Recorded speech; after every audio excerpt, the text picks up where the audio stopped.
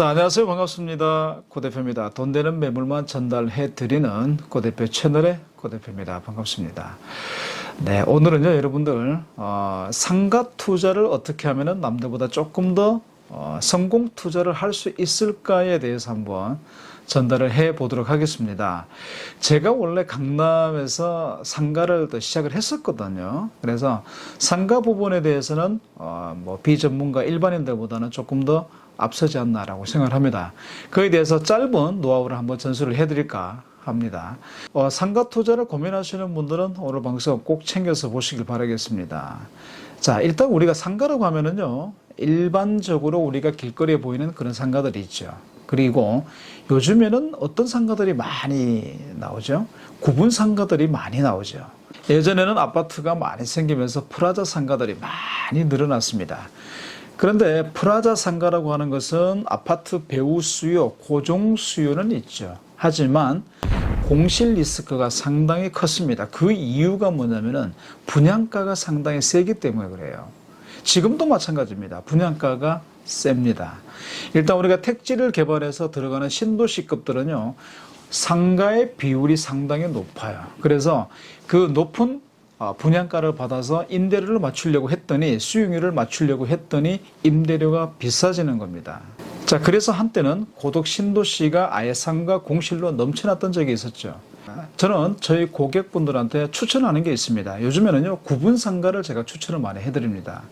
그 이유가 뭐냐면, 일단은 구분 상가라고 하는 것은요, 역세권으로 많이 모여서 건축을 합니다.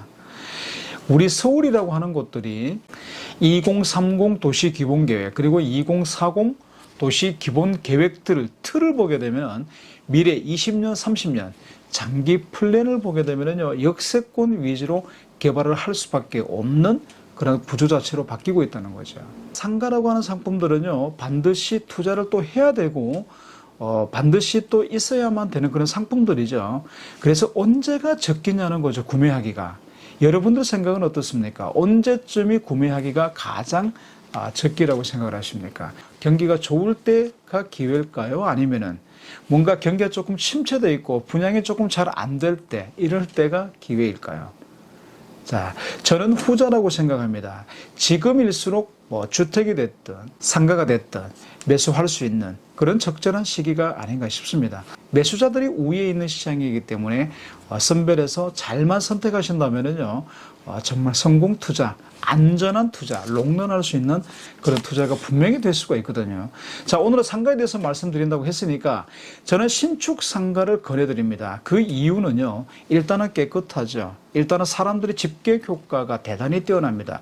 요즘에는 복합 쇼핑몰로 짓기 때문에 여러 복합적인 시스템을 통해서 손님을 집객할 수 있는 그러한 파워를 가진 그런 신축 상가들이 대단히 많다는 겁니다. 첫 번째, 누구나 다 아시겠지만 입지입니다. 상권 입지입니다. 반경 5km 내를 분석을 했을 때 소비가 일어나는 곳, 소비층이 모이는 곳, 집객 효과가 뛰어난 곳, 이런 곳들을 선택하셔야 되고, 자, 저는 여러분들께 한 가지 대원칙이 있습니다. 역세권을 벗어나지 말라는 거예요. 역세권을 벗어나면 안 됩니다.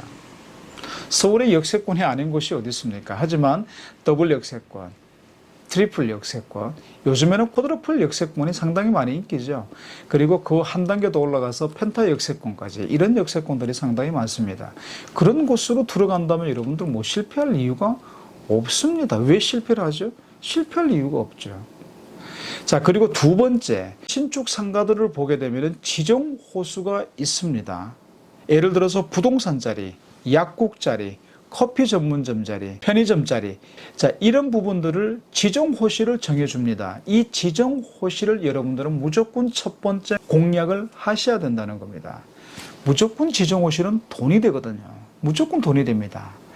피가 붙는 것은 당연한 사실이고요. 임대료조차도 수익률이 적정 이율 이상을 나오기 때문에 여러분들은 성공 투자를 할 수가 있다는 겁니다. 하지만 뭐가 세죠? 경쟁률이 세죠.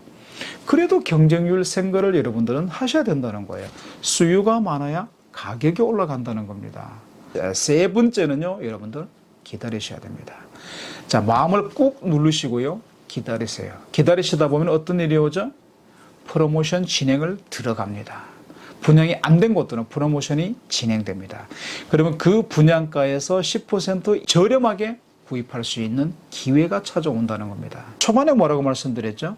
주상복합 건물들은요, 거의 요지, 그 지역의 요지, 역세권의 건물을 짓기 때문에 앞으로 미래는 어떻게 발전한다? 역세권을 중심으로 발전한다고 말씀을 드렸죠. 우리의 장기적인 안목을 보면서 여러분들은 투자를 하셔야 된다. 자, 그래서 첫 번째로 입지를 보셔야 되는 건 당연한 거고, 두 번째는 뭐라 그랬죠? 지정 호시를 공략하라. 세 번째는 뭐라 그랬죠? 기다려라. 프로모션이 진행될 것이다. 이런 부분들을 기준으로 삼고 상가 투자를 하신다면요, 성공 투자 못 하실 이유가 하나도 없죠. 그래서 제가 강력하게 추천을 해드리는 곳은 어느 지역이냐면요, 일단은 첫 번째, 도심을 들어가라. 도심이 어디죠? 1도심, 용산, 역사 문화가 살아 숨쉬는 종로, 종각, 이런 곳들이 1도심이라고 얘기를 하죠. 두 번째 도심이 어딥니까? GBD, 강남이잖아요. 그런데 어떻죠? 비싸죠. 들어가려면. 자, 세 번째, 그럼 어디로 가야 될까요? 영등포 역세권으로 들어가셔야죠. 영등포는 전체가 개발파십니다, 여러분들. 앞으로 영등포가 어떻게 변할까요? GBD, 강남으로 변합니다. 그래서 국가적인 차원에서 개발 계획들을 지금 진행을 하고 있기 때문에 영등포 역세권은 하루 유동 인구가 거의 한 50만 정도가 됩니다. 어마어마하게 많습니다. 홍대, 강남, 홍대가 거의 하루에 한 60, 70만 정도가 될 겁니다, 아마. 강남 같은 경우에는 강남 역세권을 주변으로 해서 하루에 한 80만 정도 유동 인구가 다닌다. 영등포 역세권 만만치 않습니다. 용산보다 더 유동 인구가 많은 곳이 영등포 역세권입니다. 앞으로 더 늘어난다고 보셔야 되겠죠. 여러분, 영등포 지하상가 가보세요. 사람들이, 소비층들이 얼마나 많나. 영등포 역세권은 사람들이 흐르는 곳이 아닙니다. 소비를 하러 몰려드는 곳입니다. 그래서 영등포 역세권이 3도심으로서 중심지가 된다. 상가라고 하는 수익형 부동산은 최고 또 장점이 뭡니까? 전매 제한이라는 게 없죠. 그리고 아직까지도 60%, 그리고 담보 비율이 조금 높은 것들은요, 한 70%까지 대출이 나옵니다. 거기에 여러분들의 신용, 요즘 은행 가시면은 신용으로 대출을 많이 해줍니다. 담보와 신용을 합치게 되면 70에서 80%까지 대출이 진행되기 때문에 일단 레버리지를 이용하기가 상당히 좋다는 거고요. 그래서 수익형 부동산에 대해서 궁금하시다거나 신축 분양 부분에 대해서 또 궁금하신 분들이 계시거나 뭐 전매 이런 것들이 궁금하시다면요, 상담을 통해서 여러분들께 조금 더 상가 투자를 잘 할 수 있도록 제가 도움을 드리겠습니다. 감사합니다.